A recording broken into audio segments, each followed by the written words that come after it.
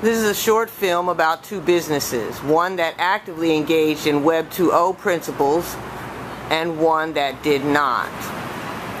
And it sends home a message to the 21st century businesses, agencies, organizations, entrepreneurs, sole proprietorships about the necessity of evolution for survival. A lot of times we think of Web 2.0, we think of technology, we think that the thing is too heady for us and that perhaps we can survive without it.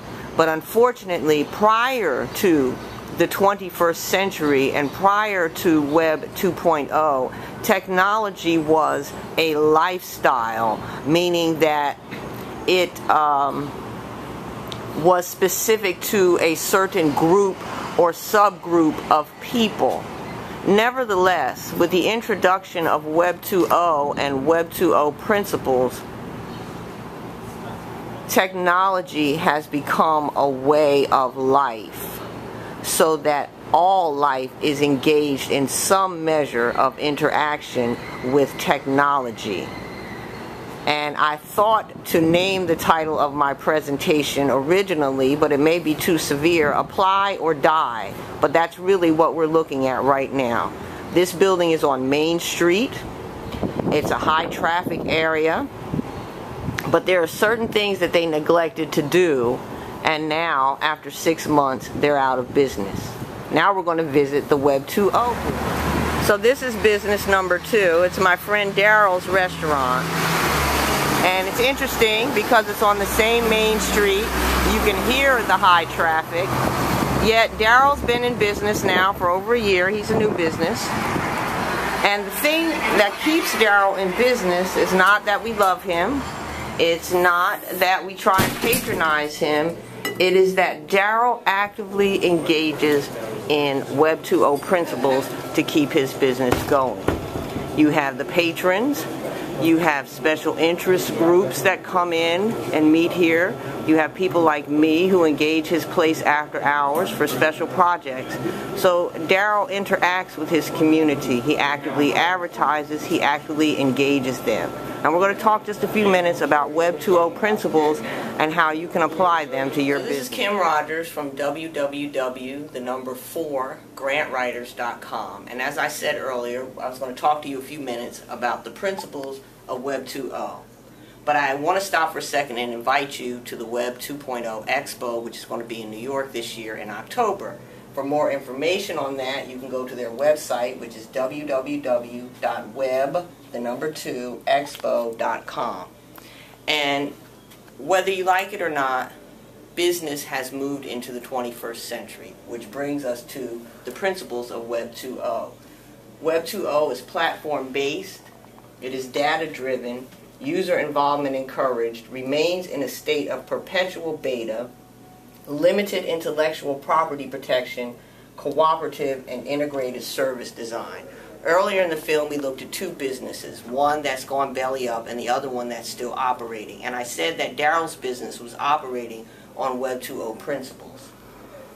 Daryl's business is data-driven because he interacts with his customers. He sees what information is out there about restaurants. He combines what his customers want with what's happening now, and he provides a service.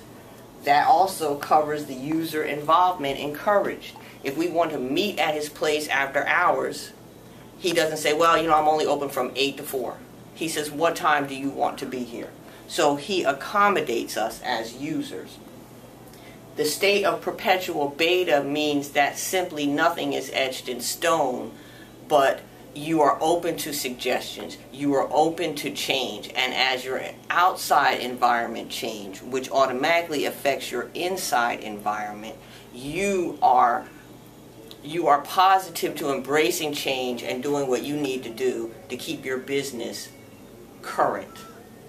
Limited intellectual property protection.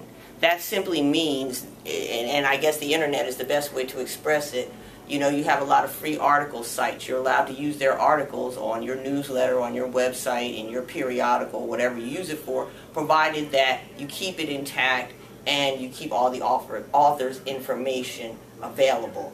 And limited intellectual property protection is a wonderful thing, because if you are in the business of information and or services, you want people to share your information. You want people to share your services. You want your reputation to get out there as a supplier of this particular information or service that people are using. I am using Bill O'Reilly's information right here. Cooperative. A lot of times we want to be dictatorial or authoritative, but Web 2.0 is a cooperative. So that means if you have employees, you should engage them to find out how they feel about the business, what kind of changes need to be made, and those kind of things. An integrated service design. An integrated service design means that your service can be coupled with another service. The best and shortest example that I'm going to use today is Droid with the 10,000 apps. So that with a Droid you can access the internet, you can access YouTube, you can do MP4, which is film, you can do MP3, which is audio. So it's all interactive. You really only need one or two instruments to be able to access multiple applications, when years ago you needed an instrument specific to the application you wanted to use. So I want to thank you for allowing me to share with you. I hope to be a presenter at the Web 2.0 Expo, and I hope to see you there. And even if I'm not there, like I said, www.web2expo.com, and you want to make it there in October. Thank you. Bye-bye. Hit the red button.